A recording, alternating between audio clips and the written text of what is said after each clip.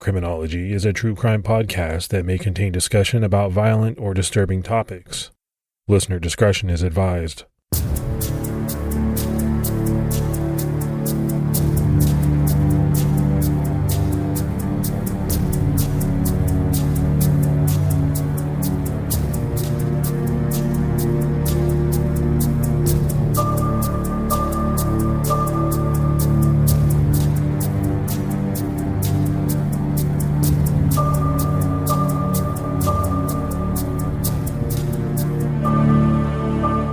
Hello, everyone, and welcome to episode 369 of the Criminology podcast. I'm Mike Ferguson.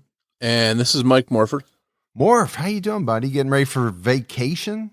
Yeah, I'm getting ready to head out, packing up some stuff. I'm a little bit tired because I stayed up all night binging the new Netflix documentary, Amy Bradley is Missing. Did you see that one? No, I saw it pop up, but I haven't watched it. Obviously, if you binged it, you must have been into it.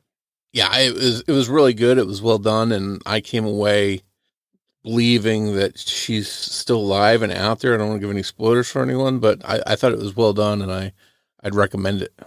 Well, I will definitely watch it. I've been kind of caught up in these train wreck series on Netflix. I don't know if you've watched any of those, but they're really good. I spend a lot of time searching for my next British crime show. Usually it's not true crime. It's usually, these famous inspectors and detectives and they're well done. And I just can't get enough and I keep running out of them. So I'm watching like Poirot from 1989. It's just desperately trying to get some shows to watch. Well, there's no shortage of shows. The problem is that they're spread out among all these different subscription services now. It's like you have to have them all to catch everything. Yeah, you got to have the BritBox and the Acorn. Those are the two main ones I think that give you the bulk of them. All right, Morph, let's go ahead and do our Patreon shout outs. And we had new support from Lori Quattro Chiocci. So we really appreciate that. Thanks for all that Patreon support. To everyone that helps, we really appreciate it. For anyone else that would like to, head over to patreon.com/criminology to get started. And we just want to remind everyone that, it's coming down to the wire. To make plans to hang out with us at CrimeCon 2025 this September is just over a month away. Yeah, CrimeCon 2025 is happening September 5th through the 7th at the Gaylord Rockies Resort and Convention Center in Aurora, Colorado. It's your chance to hang out with not only us on Podcast Row, but with all your like-minded true crime friends. And you can save some money on your passes by going to crimecon.com and using our code Criminology at checkout. That's going to save you 10% on your standard badges. And be sure to listen closely over the next few episodes because we'll be letting you know where our annual joint Criminology TCAT CrimeCon meetup is. We hope we'll get to hang out with a lot of our listeners. So, Morph, now that we have all of that out of the way, let's jump into this week's case. And this week, we're heading back down to your home state, Florida. And, Florida has no shortage of true crime. There are shows, YouTube channels, all dedicated to, what is going on or what has gone on down there in your state of Florida. It's funny, in the section of Florida where I live, nothing ever happens. So when I hear about all these crazy cases and these strange things going on in Florida, it's like everywhere but the part that I live in. And usually the craziest thing down here is, a golf cart will get stolen or something like that. And, the neighborhood's up in arms over it. But, I'm fortunate not to live in one of the areas where all these crazy crimes happen. That's what everyone says until there is a crime in their city or part of the state. But in 2023, there was a brutal murder of a family down in Florida. And it turned out, as is the case in many like this, the killer was someone close to home. We're talking about the Terwilliger family murders. And just a heads up, we do discuss some harm to animals in this episode. We want to say that up front because we know that is a trigger for a lot of listeners. The Brevard County Sheriff's Department received a 911 call at around 2 a.m. on March 1st, 2023. It was a confusing situation. The caller, Michael Beisheim, had received a frantic FaceTime call from two young children, the sons of his current girlfriend, Constance. They were trying to tell him something bad was happening in their house. He stayed on FaceTime as he made his way to the scene to see what was happening. When he arrived, he found the two young boys terrified and took them out to his car. Sadly, none of the adults in the home were alive to help the children or make the call to 911 for themselves. When officers arrived at the Terwilliger home on Allen Shepard Avenue in the rural area of Canaveral Groves, Florida, the two children were safe in a car outside of the house with the man who had come to help them. Inside the home, officers found 63-year-old Glenda Terwilliger, her daughter, 35-year-old Constance Marie Terwilliger, Glenda's granddaughter, and Constance's daughter, 15-year-old Kiera Terwilliger, and 36-year-old Michael Andrew Watson, all dead. They had been shot to death. The two young boys, ages 6 and 9 years old, were alive and physically unharmed. But it was clear they had been inside during the murders, and there's no telling what horrors they had witnessed. Reports are vague, with some sources just stating that Michael Watson lived in the home. Some sources state that the two boys were the children of Constance, while others say they were Michael's sons. An affidavit for an arrest warrant in this case makes it clear that Constance and Michael were not together at the time of the murders, but they did have two boys together in the past while they were dating. It was Constance's current boyfriend, Michael Beisheim, who got the FaceTime call and rushed over to the scene. They had been dating for about 5 years. So right out of the gate, Morf, we're faced with a horrific scene, and we're going to get into, more of the details as we go along. But, think about getting a FaceTime call. We all get them.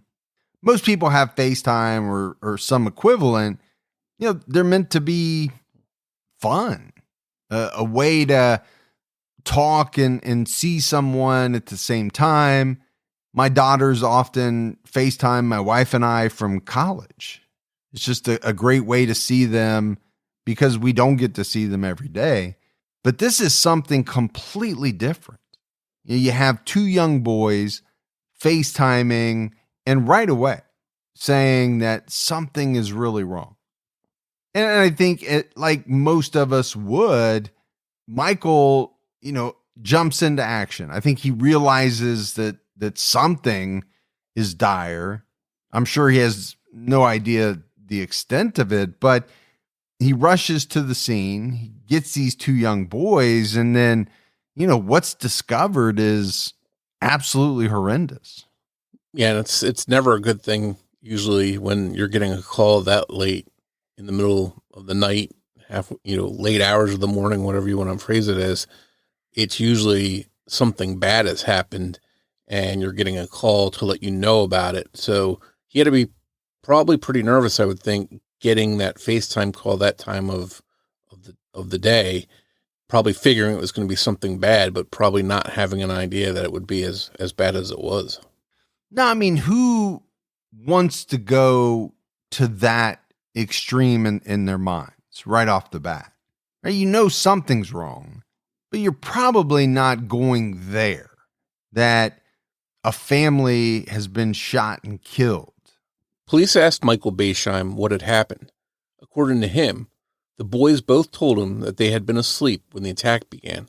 They woke up to crackling sounds and then heard Constance screaming for Michael Watson. When it was over, they got Kara's cell phone from her room to call Michael for help. Kara was technically on her phone when the murders happened. She had her phone plugged in and sitting on the nightstand next to her bed. A video call with her boyfriend, Gavin, was still open. They had both fallen asleep before hanging up, something they often did. This is a lucky situation because it meant when the call ended, the phone would be unlocked. If it had just been sitting on her nightstand with no call active, the children might not have been able to unlock and use the phone. The FaceTime call between Kara and Gavin was disconnected at 1:18 a.m. When the boys called Michael Beisheim, They first made a regular cell phone call, audio only. They explained what they heard, but didn't really fully express the severity of the situation at first. Michael was obviously confused. The call was from Kiera's phone, but it was the two young boys instead, and what they were saying didn't make a lot of sense. He asked the boys to call back on FaceTime so that he could see what was going on. At first, Michael thought, and maybe he wished, that somehow the boys were just playing a prank on him. Still, he rushed over to the home. He lived in Rockledge, about 15 miles away. When he got to the home, the two boys came running out to his car. This is when he knew that something serious had happened. He went inside and found the carnage. As a sad side note, when Gavin woke up the next morning, he tried to call Kiera, but she didn't answer. When he checked her location on Life 360, her phone was at the fire department. He rode his bike there to find out what was going on. And that's when he got the news that his girlfriend was dead. And I think I probably talked about it before, but my family uses that Life 360. It's really kind of a very cool app, especially for us, our girls being older in college. I kind of have the need to check on them, especially when they go out with their friends on the weekends. I want to make sure they got home. And that app kind of has a way to set up triggers so that you get alerts when people leave or reach a location. But I cannot imagine being in a situation like Gavin was in and having to find this news out the way he did. Yeah, those apps are very helpful and give you a lot of peace of mind. But in this instance, it sort of let him know that something was really wrong, and you have to feel for him as a young man to have to deal with this, the death of his 15-year-old girlfriend. But I want to go back for a second to talk about these two young boys and just having the wherewithal to be in that house when these murders happened, probably terrified and, scared at making a move and not knowing if the killer was still there. And then to have that, fortitude to use that phone to call for help.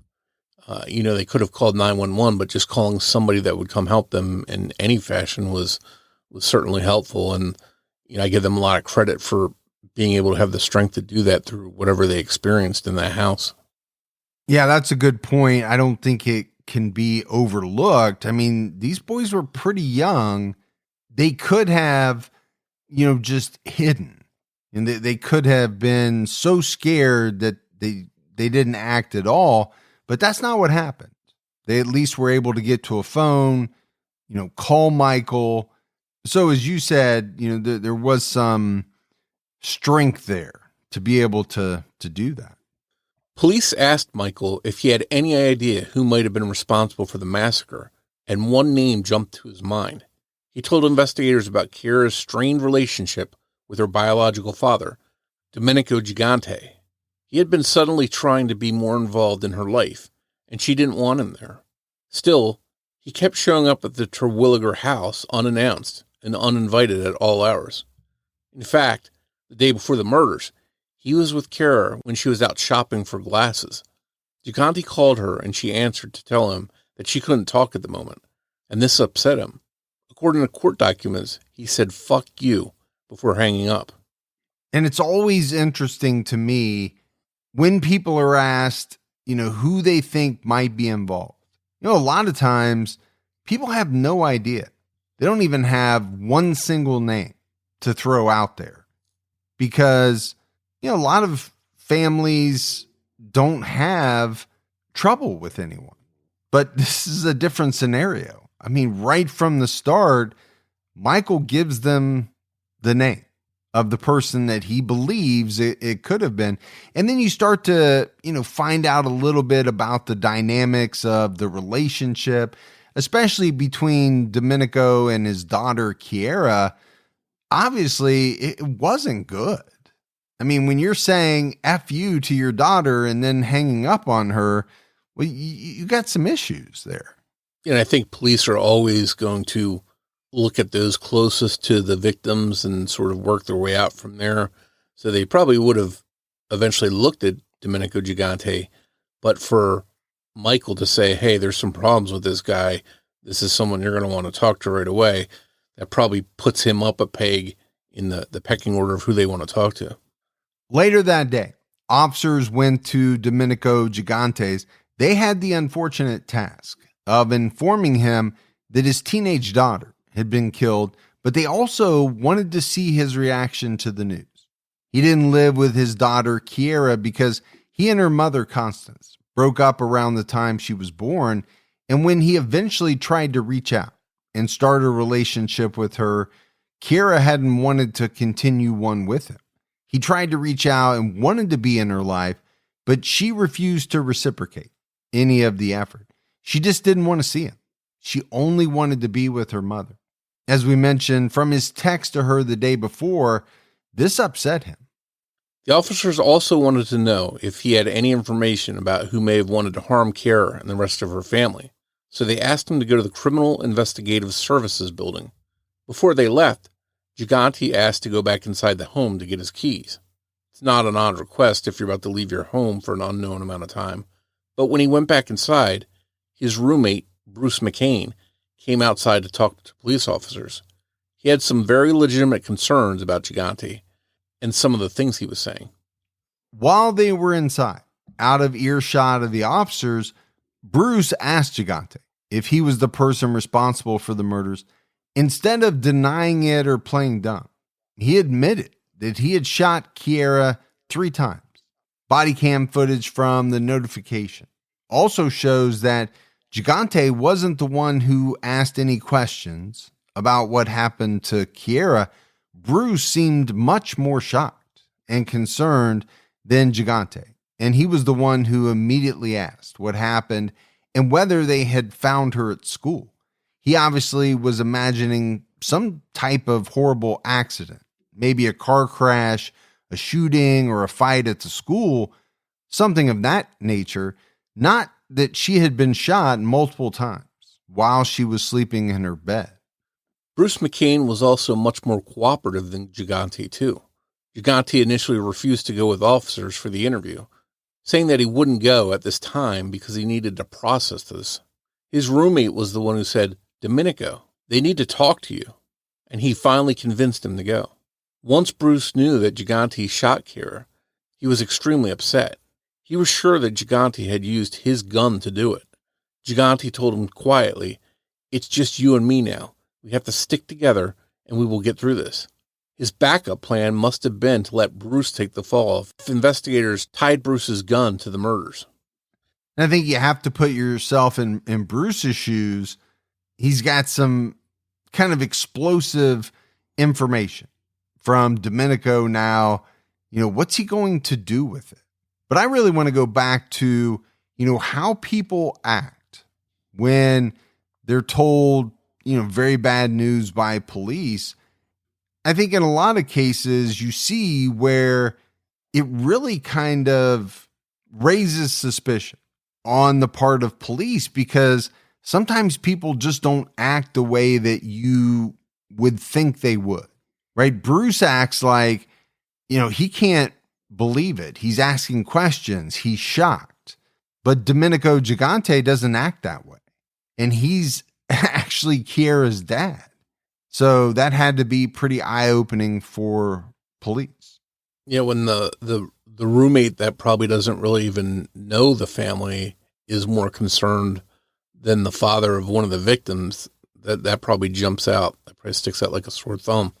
And listeners can find this video online because the footage is out there, the police footage of this interview, this initial interview when they arrive at the scene.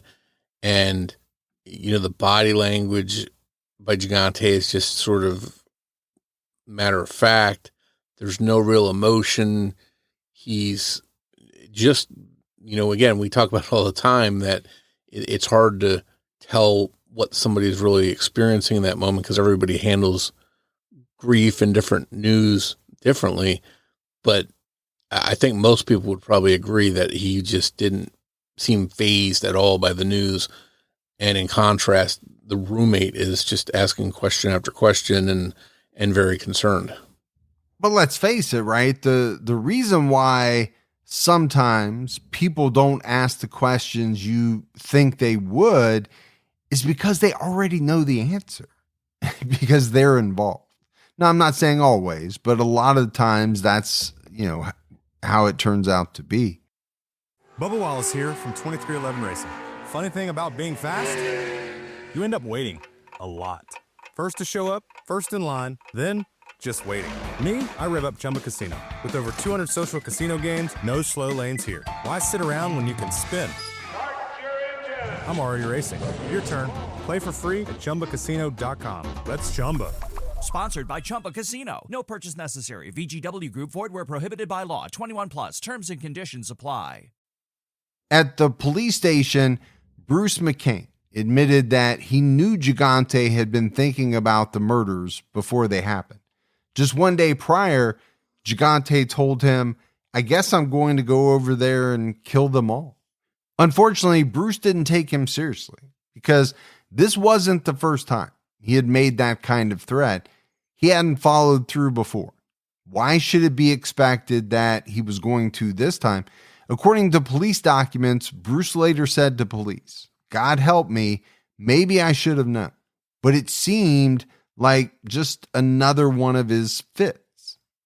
And this is another situation that comes up, right? You have somebody who, let's call it blowing off steam. It's probably not the right term, but they're venting all the time about something, some situation they're not happy with. And maybe they say some things that are, way over the line, but they never do anything until they do. And I think that's kind of the situation that Bruce was in. How proactive is he going to be when this is kind of a regular thing? Gigante venting about Kiera and members of her family, and not just venting, right? Saying that he's going to kill them, but he doesn't do anything in all these different times. So at a certain point, do you just kind of discount the rantings? Yeah, I think all of us at one point or another has said sort of jokingly, "I'm going to kill you." Like if somebody, dumps water on you or plays a prank on you and you say, "I'm going to kill you." We don't mean it. We're not actually planning a murder. So it's not like the person you're saying that to is going to suddenly call police, but it sounds like this may have been more of a detailed discussion of, "I think I'm going to go over there and murder Kiera and her family." I haven't been in that position, but if I had been, and he started talking about it a little bit more detailed and laying it out, if I was Bruce, I think I would have alerted the police. But since I wasn't there, I don't know what tone, what language was used. So maybe Bruce wouldn't have taken it that seriously. Well, however it went down, the one thing that I am sure is that Bruce has a lot of guilt over the situation. I'm sure he thinks about it and says, well, if I had only done this, that's pretty natural, right? In these stories. But at the time, like I said, he probably just thought it's just another rant. Nothing's going to come of it. But unfortunately, this time it did. Looking at the timeline of events from that night, Gigante had expressed his intention less than 2 hours before he made it a reality. It was about 11:30 p.m. when he and his roommate were talking about his issues with Kiera. By 1:30, Kiera and her family were dead. Bruce knew that Gigante was capable of violence, though. Gigante had lived with Bruce for about 18 years, and in that time, Gigante had broken Bruce's hip during one of their many arguments. Gigante was gone for less than an hour that night, and it was in the middle of the night. Aside from the sound of the front door and the truck starting, there would have been no indication that Gigante wasn't just in his room asleep. Even if Bruce had woken up during the night, everything probably would have seemed normal to him, and he likely would have no idea that his roommate was off killing his daughter and her family. As for Gigante, during his interview, his story was all over the place. He called Constance an idiot because he claimed that she not only smoked marijuana in front of Chiara, she let her use it and let her drink alcohol too. But he also said not much later that he gave marijuana to Chiara, but only so that she wouldn't have to get it from some guy on the street who might use it as leverage for sex. When confronted with the fact that Ring camera footage from his own home proved that he left the house with a gun, something he didn't mention in any version of that night, he told the investigators that he must have forgotten that he went to a friend's house to smoke weed. It must have just slipped his mind. Gigante claimed that he had missed a call from Chiara at 1:28 that morning. As we know, this is after she was already dead, and Gigante was on his way home to Rockledge. At first, it seemed like he was trying to make up some pretty mild lies to try and throw off the timeline and the investigation, but it turns out that Chiara's phone did call Gigante's at 1:28 in the morning. The children, for whatever reason, called his number before calling Michael Beisheim. He didn't answer because he was fleeing the scene of the murders. It's chilling to think that the children may have spoken to the person responsible when they were asking for help. Timestamps would later prove that the children made their first call to Michael Beisheim just 4 minutes after Gigante pulled away from the home. Police combed over the text exchanges between Gigante and Chiara just before 6 p.m. on the night before the murders. Gigante texted Chiara a bunch of insults, including "fuck you" in all capitals, "it's not about me, dumbass," "fucking bullshit," and finally, "fucking asshole." She responded, "Oh yeah, you just lost a lot of respect," and then said, "Good job, buddy." As we'll talk about later, Gigante was already upset that she didn't call him dad. Calling him buddy must have really stung. This is just another interaction that shows exactly why Chiara didn't want to have him in her life. And I don't know that you can blame her for that. I mean, look at the text that she's getting from her biological father. Now, granted, we're probably missing some context in all of this, but no matter what the context is, to say that stuff to your daughter, it's really rough. I can't imagine myself ever, writing those types of texts to either one of my daughters. It just seems like somebody that's very immature and probably not good dad material to be, this sounds like a couple of young teenagers having some immature fight over, by text. And he's doing this to his 15-year-old daughter. And I don't blame her at all for not wanting anything to do with this guy. Yeah. To me, it seems like a situation where things aren't going the way that he wants them to go. And so he's lashing out. Something that, we see with a lot of people. They want things to go a certain way. And anytime they don't, then they lash out at the people around them. After the interview with detectives, 36-year-old Domenico Gigante was arrested and charged with 4 counts of first-degree premeditated murder. These murders marked the deadliest individual incident in Brevard County in just over a decade. That previous incident was also a homicide involving firearms and children, where a mother killed her 4 children before she took her own life. During a search of Gigante's room, investigators found a box of Hornady 9mm Luger P22 white cartridge casings with his fingerprints on it. This is the same ammunition used to kill Chiara, Constance, Glenda, and Michael. A pair of boots he tried to hide on the bottom shelf of a bookcase matched bloody boot impressions left in the living room at the crime scene. Bruce's handgun was found on top of his dresser. Gigante's fingerprints were on the magazine. And Morf, you and I, we do so many cases. And there are quite a few of them where, a killer is, at least in their minds, pretty meticulous, right? They're trying to get away with what they're doing. I'm getting the sense here that Domenico Gigante was by no means a criminal mastermind. He leaves this box of ammunition with his fingerprints on it. He doesn't even get rid of these boots that he wore at the crime scene. He just puts them, on a shelf. And he doesn't get rid of the murder weapon. And police are easily able to, find his fingerprints on the magazine. Yeah, I agree with you. Not very smart. It seems like there's three kinds of murders like this. One where the person absolutely does nothing to try and hide it. They just say, I give up, you got me. One where there's a real half-ass attempt to cover it up. And then one where it's covered up so well you're not sure if the person actually did it. And I think Gigante falls here in that middle column where, he made a poor attempt to cover it up. Well, like you said earlier, he did use Bruce's handgun.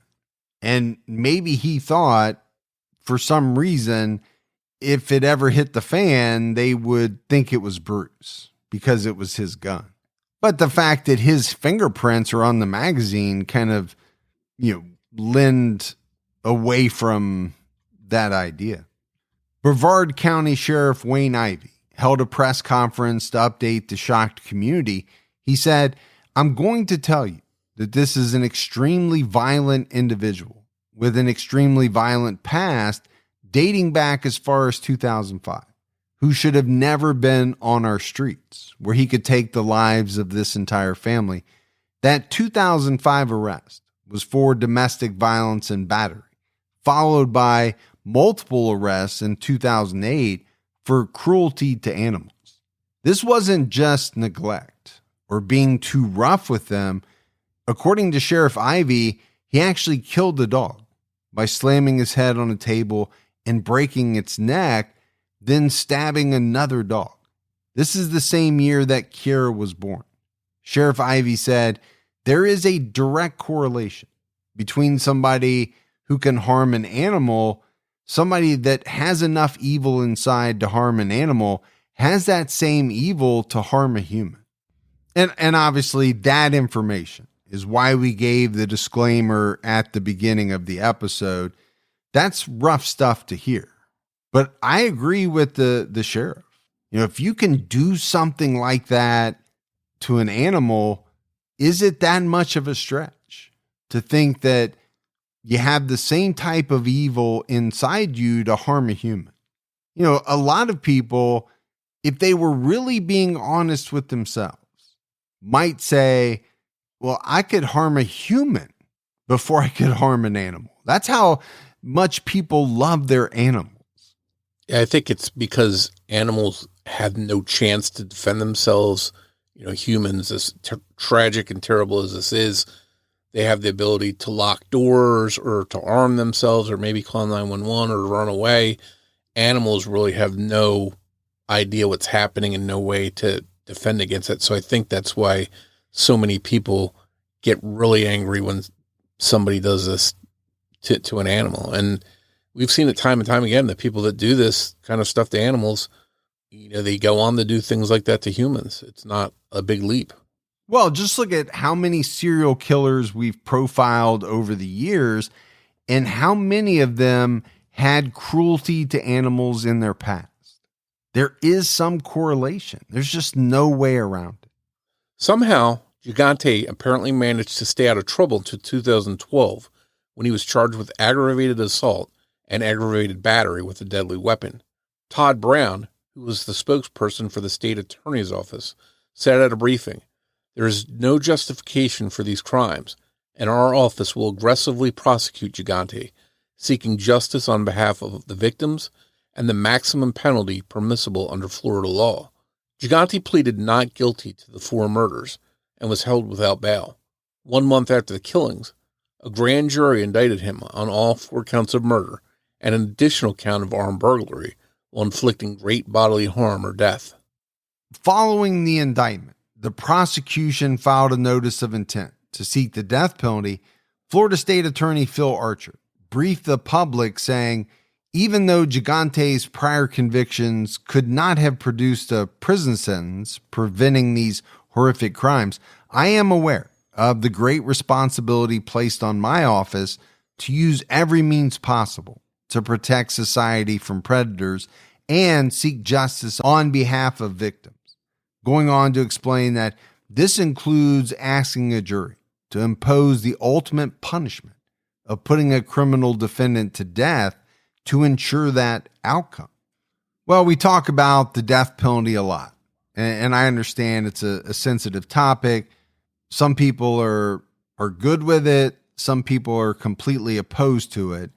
But in my mind, if there was someone who deserved that ultimate punishment, it would be the person who could commit a crime like this.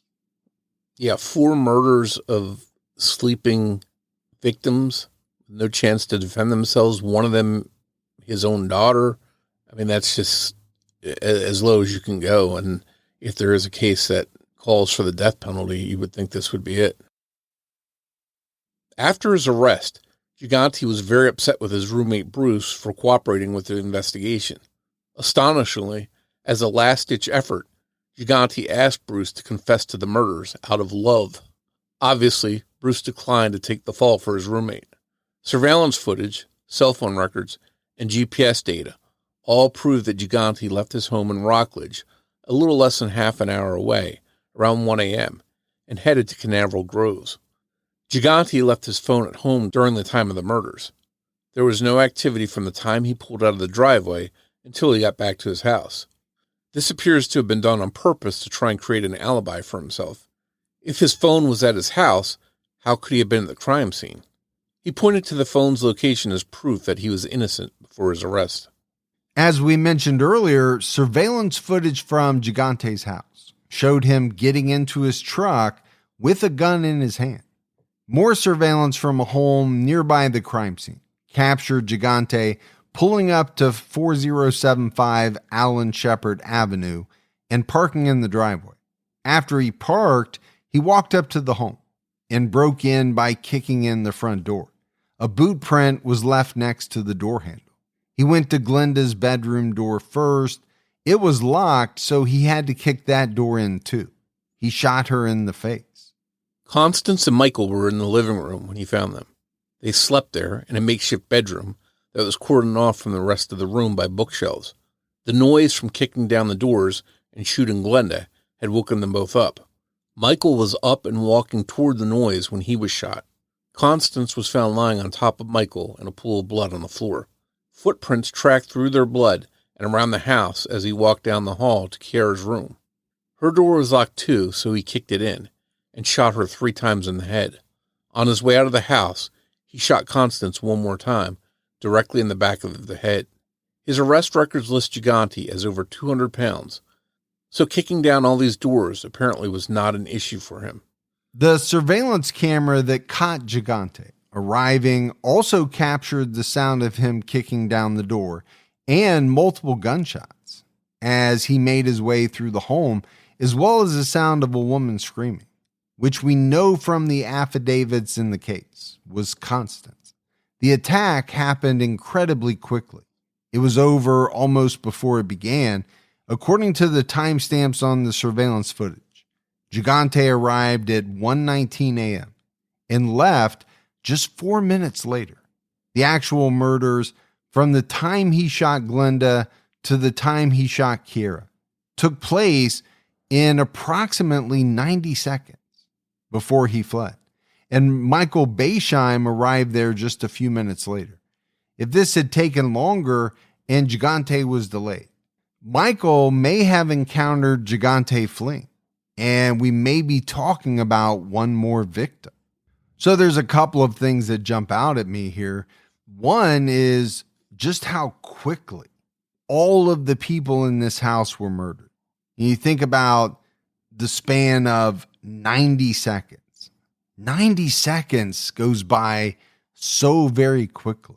I mean, I think it gives a sense of, number one, how determined he was to do this. But then number two, how efficient he actually was in carrying it all out.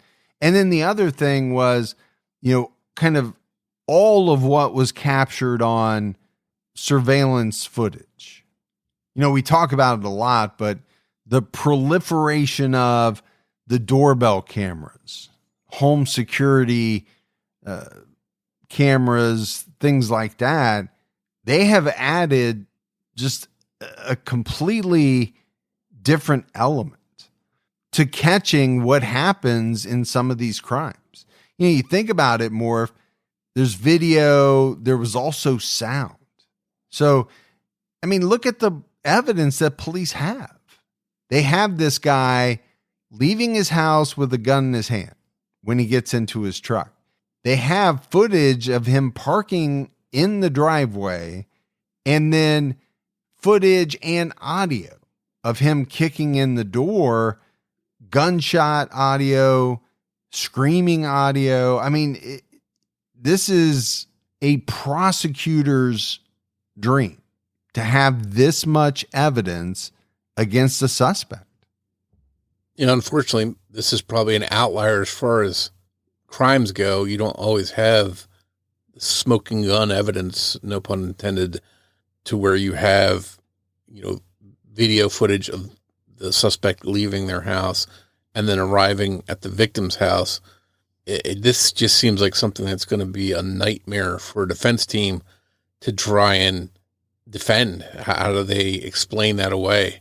And I wonder if eventually a defense team for him might try and just whittle down the sentence somehow and change it from a death penalty to a life sentence instead, and maybe argue that he had mitigating factors, mental health issues, whatever, just so he's spared the death penalty. Because it seems, just from what we're looking at here, it seems like such an open and shut case that it would be hard to get him off these charges completely.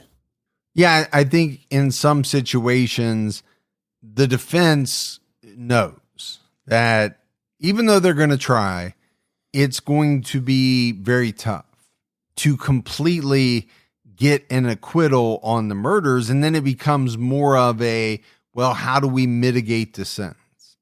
Gigante was back in his home in Rockledge by 1:41 a.m., just 20 minutes after leaving the home on Allen Shepherd Avenue.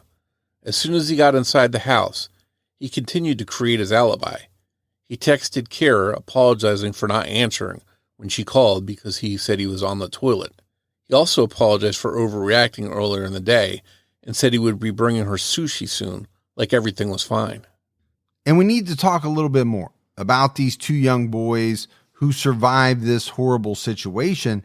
The reports are redacted because of the children's ages, but one of them, possibly the 6-year-old, thought that Constance and Michael had been attacked by a coyote. They had no way to process what they were actually seeing. There was just blood and what they thought were scratches. They didn't even know what bullet wounds looked like. In their young minds, they couldn't conceive what happened. Thankfully, Gigante left those two boys alive. And we don't really know why he left them alive. It seems strange to me. I get it. They were very young, and maybe he did draw a line, as in, that was something he wasn't willing to cross, but that's kind of hard to believe given what he did in the house. But maybe that's what it was. Don't know. Gigante may have killed all these family members because he thought they had helped Kara turn against him. Kara called victim Michael Watson Dad, and that bothered Gigante because she didn't call him that. She called him by his first name. But what could he really expect? Michael was the one who had raised her. Constance and Gigante had only been dating for about 2 months before she got pregnant, and after Kiara was born, it was Gigante that left and didn't want to be in her life. Constance decided to get back together with Michael Watson, who she had dated in the past. He raised Kiara, and he and Constance went on to have 2 more children together before breaking up. The relationship must have remained amicable, though, because they apparently continued to live together with their children under one roof. Gigante's interest in being involved in Kira's life was recent and unexpected. And when you talk about this relationship between Domenico and Kira, it doesn't surprise me one bit that she really didn't, want to have that much to do with him. I'm sure she felt abandoned. He had not been in her life really from the get-go. And then all of a sudden, it's like he wants to come back in and be dad. That's not going to go over well for a lot of people. Yeah, we often talk about how young people or teenagers make foolish decisions and sometimes don't think things through all the way. But a lot of times they have a really good bullshit meter and a really good bullshit detector, and they're able to tell when somebody is not good or not good for them, or maybe shouldn't be in their life. And I think Kiera sensed this in Gigante, and she was probably right to not want him to be in her life. Gigante told his roommate Bruce that he was going to plead insanity, but the reason he gave him is redacted from the reports. It seems he knew exactly who he wanted to kill, and he accomplished that goal. This was an extremely clear case of premeditated murder. He went there with the intention of killing, and he succeeded. He kicked multiple doors down to make it happen. He had a history of violence. He had a history of hurting animals. There is a lot of troubling history with this man. If these murders hadn't happened and Gigante was still in Kiera's life, it's hard to imagine that life for her would have been without issues. Even without any of his previous charges or behaviors, at the end of the day, he's still the kind of father willing to kill his child because he was angry. Can you really blame Kiera for not wanting any kind of relationship with someone like that, even if they were a blood relative? Knowing about his prior crimes wouldn't have made it any easier to want to get close to him. He killed 2 dogs in a very brutal manner. What kind of happy childhood would she have been able to have with a man like that as her father, always wondering if her family pet would be safe from him? The behavior we know about is just the stuff that led to the criminal charges. It may be very possible that eventually Kiera may have cut off all ties with Gigante, and then maybe the same thing might have happened down the road further. Domenico Gigante is still currently awaiting trial. He's being held without bond at Brevard County Jail. It's always possible that we won't see this case make it to trial.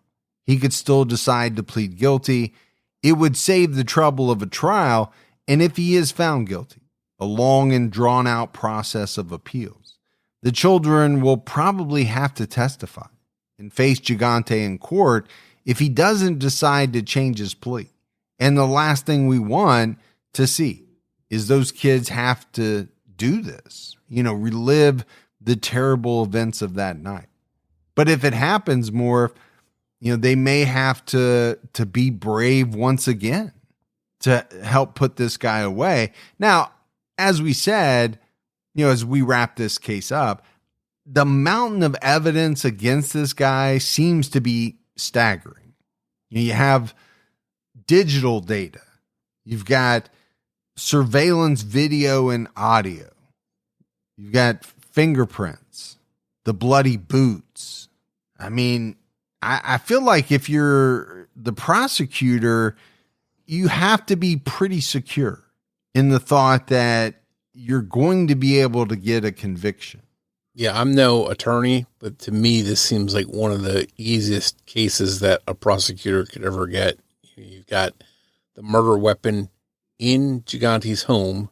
You have the footage of him leaving with the gun in his hand and arriving a short time later at the murder scene and kicking the door in. I mean, if you just had those 3 things there, it seems like it would be more than enough to convict him. So again, that defense team, I don't know what they're going to do, but maybe at the end of the day, they're just trying to lighten his sentence and that's it. And, it'll be interesting to see what decision he makes. Does he look at this mountain of evidence and decide to plead guilty? Or, as some people do, does he want to draw this out? Does he want to try to make it a circus, a spectacle? And he could even try to, run down or badmouth the victims. And maybe that's becomes part of his plan. With a guy like this, you have no idea. I feel like he's capable of anything. Yeah, and I feel sorry for everybody in this case, but Kiara, especially because she's didn't have her father in her life, and she was okay with that because she had someone that she considered her father. But here Gigante came back and inserted himself into her life against her will. She really didn't want to be part of it and was trying to push him away, and he just could not handle that rejection of him. And, he went to these extreme measures to remedy it and to make her pay. And it's just someone that is supposed to be protective. That's your offspring there. You think that you would want them to have a good life, even if it's not with you in their life. And here he ended her life, and it's just so tragic.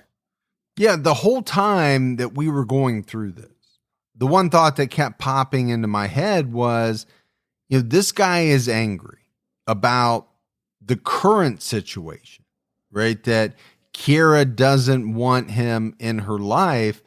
But like we said, why would she, given this guy's history? And really, everything that happened was of his own doing. I mean, it's his actions, right? Leaving, not being around for 14, 15 years that caused the feelings that Kiara had. And I don't blame her one bit. She must have felt abandoned by this guy, and like she didn't even know him. He must have felt like a stranger to her.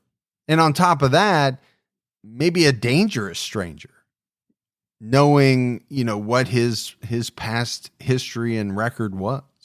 But at the end of the day, I think more if this was a guy who was very selfish, he wanted things to be a certain way. And when he couldn't make that happen, he chose to end the lives of, a lot of different people. But that's it for our episode on the Terwilliger family murders. As always, if you love the show, but you haven't done so yet, take a minute, go out, leave us a review, a rating. Also, keep telling your friends. Word of mouth about the podcast really helps us out. If you want to find us on social media, we're on all major platforms. Just look for us on your favorite, search Criminology Podcast, and you'll find us.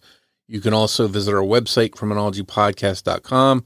And if you want to join our Facebook discussion group, check us out at Criminology Podcast Discussion and Fans.